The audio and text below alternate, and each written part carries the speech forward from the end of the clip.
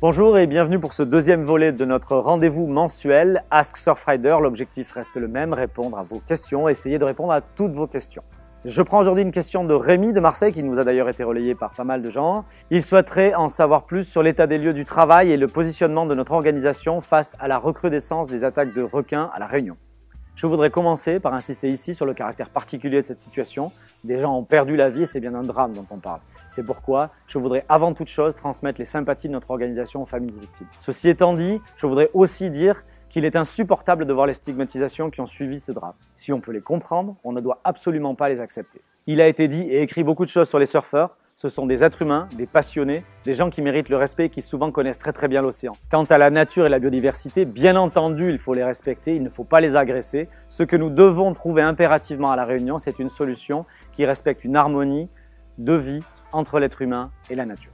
Pour bien cerner ce qui se joue à La Réunion en ce moment, il faut comprendre et se rappeler que nous avons affaire à une querelle d'experts et qu'elle est légitime.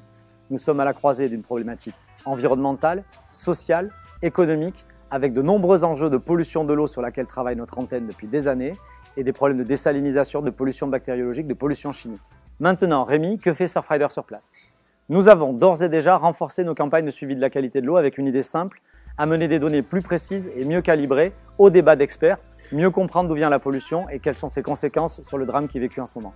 Dans un même temps, nous allons bien évidemment continuer à participer aux instances de médiation qui se sont installées sur place. Notre organisation, par son ADN, souhaite protéger les usagers et la nature.